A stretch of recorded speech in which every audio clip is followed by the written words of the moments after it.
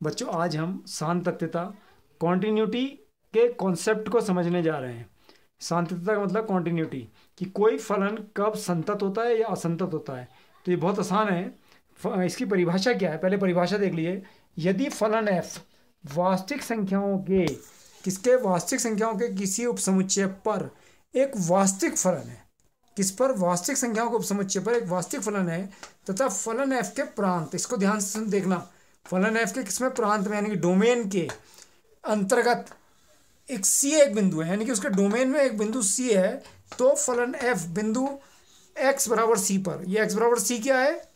उसके डोमेन में एक बिंदु है पर संतत है। संतत का मतलब कंटिन्यूअस है।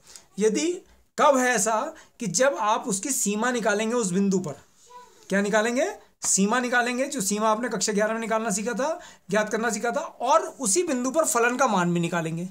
पहले सीमा निकालेंगे, फिर उसी बिंदु पर फलन का मान भी निकालेंगे। यदि ये दोनों मान बराबर होंगे तो हमारा फलन क्या कहलाएगा? संतत कहलाएगा। फलन की सीमा निकालने का तरीका आपको पता है कि लेफ्ट हैंड लिमिट, यानी कि बाईं सीमा बराबर होती है दाईं सीमा के, और x बराबर c पर फलन का मान तो आपको निकालना आता ही है। तो हम कैसे निकालते हैं? बाईं सीमा कैसे निकालते हैं? c माइनस एच करके, c माइनस से दर्शाते हैं। और इधर दाईं सीमा कैसे निकालते हैं? c plus H, c plus यानी कि c प्लस एच करके, और ये फलन का मान है। तो पहले मैं बच्चों एक असंतत फलन को आपको समझा रहा हूँ, तो उसको ध्यान से देखिएगा। मैंने एक एग्जाम्पल इसके लिए लिया है, उदाहरण ले रहा हूँ इसके लिए, तो ध्यान से देखिएगा कि कोई फलन असंतत कब होता है। तो ये फलन हमें दिया है एफ एक्स बराबर, मैंने एग्जाम्पल लिया 1। ये है जब x less than equal to 0 है, कि जब x का मान 0 के बराबर या 0 से छोटा होगा तो हमारे इस फलन का मान 1 हो जाएगा। ठीक है। और फिर मैंने लिया है 2, इसी फलन का मान 2 लिया है कब? 0 से बड़ी संख्याओं के लिए। तो आप देख रहे होंगे कि जो सबसे पहले इसके प्रांत को चेक करिए कि इसका प्रांत जो है वो 0 से छोटी, 0 के बराबर और 0 से बड़ी, यानी कि इसका प्रांत हो गया x बिलोंग्स टू आर, सभी वास्तविक संख्याएं। देख रहे हैं आप कि 0 से छोटी और उसके बराबर के लिए 1, 0 से बड़ी के लिए कितना आ गया? 2। कहने का मतलब है ये फलन 3 भागों में टूट गया। कैसे टूट गया? इसके प्रांत के 3 भाग हो गए। पहला भाग हो गया एफ एक्स बराबर 1, किसके लिए? x लेस देन 0 के लिए। फिर एफ एक्स फलन का मान भी 1, किसके लिए? x बराबर 0 के लिए। और तीसरा भाग हो गया एफ एक्स बराबर 2, किसके लिए? x ग्रेटर देन 0 के। तो इसका मतलब हमारा जो प्रांत था वो 3 भागों में टूट गया। लेस देन 0 के लिए 1, बराबर 0 के लिए 1, और ग्रेटर देन 0 के लिए 2, यानी कि 3 प्रांत के 3 उपसमुच्चय बन गए। पहला 0 से छोटी वास्तविक संख्याएं, फिर 0, और तीसरा जो है 0 से बड़ी वास्तविक संख्याएं। तो हम इसको ये बताना चाह रहा हूँ मैं आपको कि फलन असंतत कैसे होगा। इसके लिए ध्यान से देखिए। अब मैंने इसके लिए ग्राफ का यूज़ कर रहा हूँ मैं, OX x डैश और y डैश। तो अब हम पहले उस 0 के बाईं ओर चलेंगे, यानी कि बाईं ओर की सीमा देखेंगे। तो आप जब बाईं ओर चलेंगे तो आप देख रहे हैं कि 0 से छोटे के लिए 1 है। तो अगर मैं यहाँ पर थोड़ी देर के लिए -1 ले लेता हूँ, तो -1 के लिए भी मुझे क्या दे रहा है? वो 1। तो यानी कि ये मिल रहा है, ये बिंदु मिला। फिर -2 के लिए भी क्या मिल रहा है? -2 के लिए भी क्या मिलेगा? मुझे 1 ही मिलेगा। -2 के लिए भी मुझे क्या मिलेगा? 1 ही मिलेगा। फिर -3 के लिए भी, चाहे 0 से जितनी छोटी संख्याएं सबके लिए 1 ही है, तो मुझे ये मिला। तो ये बिंदु 1, 2, 3 मैंने यहीं तक ही निकाला। उसके बाद आप ये देख रहे हैं कि x बराबर 0 पर कितना है? 1। तो 0 पर ये बिंदु जो है, जिसको मैंने 1 लिखा है, तो 0 पर भी कितना है? 1 ही है। तो 0,1 बिंदु हो गया। तो आपने देखा कि लेफ्ट हैंड साइड में जब मैं दाईं सीमा की ओर बढ़ रहा हूँ, बिंदु 0 के दाईं ओर बढ़ रहा हूँ, तो मुझे ये रेखा मिल रही है, वक्र के रूप में रेखा मिल रही है। अब मैंने ग्रेटर देन 0 की ओर बढ़ा, तो ग्रेटर देन 0 का मतलब हो गया, पहले मैं +1 ले लिया मैंने, तो +1 लेने पर कितना मिलेगा? 2। तो 2 आप देख रहे हैं कहाँ पर हो गया? ये बिंदु 2, यहाँ से यहाँ तक की दूरी मान लो हमने 2 ले ली, तो ये बिंदु मिला हमें, पहला बिंदु ये मिला। फिर 2 पर भी ग्रेटर देन 0 के लिए, यानी कि 1 के लिए भी 2, +2 के लिए भी 2 ही, यही बिंदु मिला। देख रहे हैं। फिर 3 लिया, 3 के लिए भी हमें क्या मिला? 2 ही मिला, क्योंकि वही मिल रहा है। तो आप अब क्या देखने जा रहे हैं कि मैं 0.1 के लिए देता हूँ, 0.1 के लिए। तो 0.1 के लिए मैंने देखा कि उसके लिए भी 0 से बड़ा है, तो क्या है फलन? 2। तो 2 हमने यहाँ ले लिया, तो ये 2 आ गया। तो आपने क्या देखा, बहुत ध्यान से आप देखना कि जो 0 से बड़ी संख्याएं हैं उनके लिए ये वक्र बना। तो आप क्या देख रहे हो, ये वक्र डिसकंटिन्यूअस क्यों है, असंतत क्यों है कि पहले दाईं ओर तो इसका वक्र यहाँ तक है और बाईं ओर जब हम चले तो हमारी चौक उठ गई। संतत वो होता है कि आपकी चौक ना उठे और सीधे फलन खिंचता चला जाए। लेकिन यहाँ पर क्या देखा कि जब हम बाईं ओर बढ़े, जब जैसे हम किस ओर बढ़े, दाईं ओर, यानी कि राइट हैंड साइड में बढ़े, तो हमारा फलन बनना यहाँ से शुरू हुआ। तो ये हमारा फलन बनना शुरू हुआ, यानी कि हमारा हाथ उठ गया, चौक उठ गई। कहाँ से चली गई, यहाँ। ये उठनी नहीं चाहिए थी, डायरेक्ट जानी चाहिए थी। तो इसलिए आपने क्या समझा कि इस प्रकार ये फलन क्या होता है, असंतत फलन कहलाता है, डिसकंटिन्यूटी कहलाती है। अब हम संतत फलन को समझने जा रहे हैं, इसलिए मैंने पहले असंतत बताया आपको। तो संतत फलन के लिए मैं क्या ले रहा हूं, ध्यान से देखिएगा।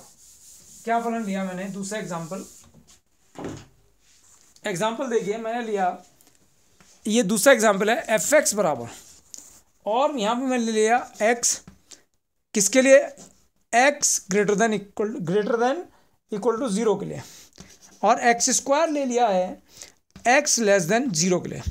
तो आप देख रहे होंगे कि 0 से बड़े मान के लिए x, फलन का मान x है, और 0 से के बराबर के लिए भी x है, और 0 से छोटे के लिए क्या है, x²। अब हम इसको पता करते हैं कि ये संतत है या असंतत है। तो सबसे पहले आप प्रांत को देखिए। तो प्रांत हमारे पास 0 से बड़ी संख्या है, 0 के बराबर, और 0 से छोटी संख्या है, यानी कि प्रांत हमारा x belongs to R। Domain जो है, क्या कह रहा हूँ मैं, डोमेन है x बिलोंग्स टू सारी वास्तविक संख्याएं। ये भी 3 पार्ट में टूट गया है, प्रांत 3 पार्ट में टूट गया। पहला पार्ट क्या हो गया, f(x) बराबर x किसके लिए, x ग्रेटर देन 0 के लिए, f(x) बराबर x किसके लिए, x बराबर 0 के लिए, और f(x) बराबर क्या, x² किसके लिए, x लेस देन 0 के लिए। तो ये हमारा प्रांत था।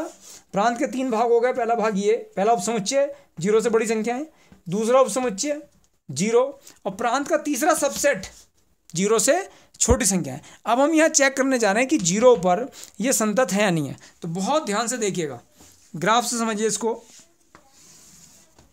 O x x dash y और y डैश। सबसे पहले मैं चलो बाईं ओर चलता हूं।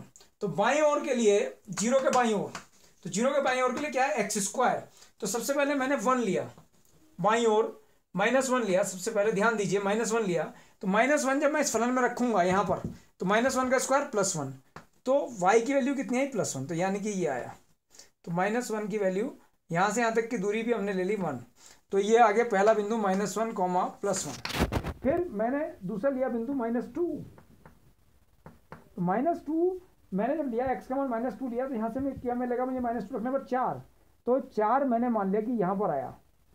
थोड़ी देर के लिए ये मान लीजिए 4 यहाँ पर है, तो ये बिंदु यहाँ पर मिला 4, ये 4 हो गया रखने पर -2, 4। अब -3 रखूँगा तो 9 मिलेगा। अब ऐसे आप किस पर आ जाइए, अब x ग्रेटर देन 0 के लिए दाईं सीमा के लिए आ जाइए। तो ग्रेटर देन 0 में मैंने 1 रखा पहले, तो x बराबर 1 रखने पर ग्रेटर देन 1 के लिए, ग्रेटर 0 से बड़ी संख्याओं के लिए ये है। तो 1 रखने पर आपको क्या मिला, 1 रखने पर आपको क्या मिलेगा, 1 ही मिलेगा। तो पहला बिंदु ये आ गया 1, 1। दूसरा बिंदु देखिए, 2 रखने पर 2 मिलेगा,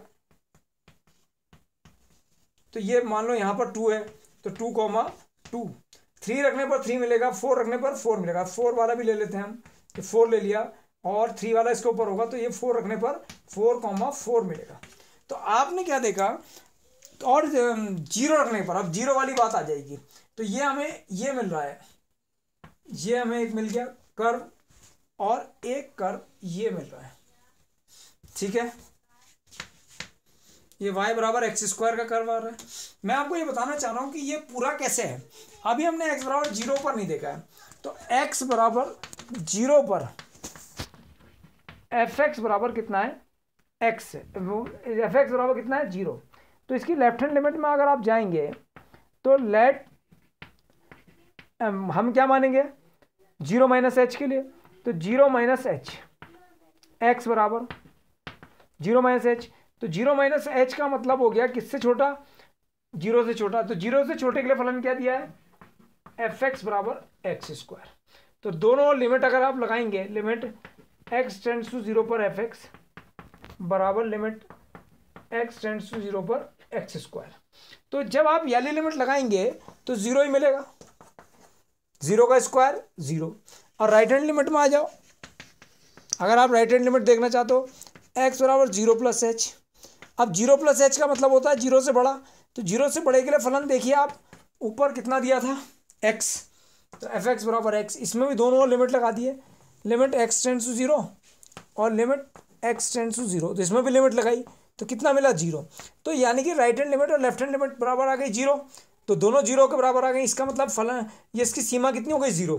तो x बराबर 0 पर, x बराबर 0 पर वो कितना है 0।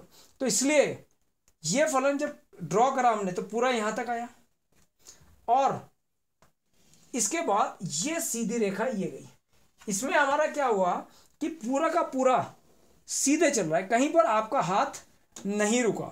तो इसलिए हम इसको कहते हैं संतत फलन, जिसमें आपको left hand limit, right hand limit और x बराबर 0 पर फलन का मान, तीनों मान क्या है बराबर है, इसलिए यह एक कंटिन्यूअस फलन है।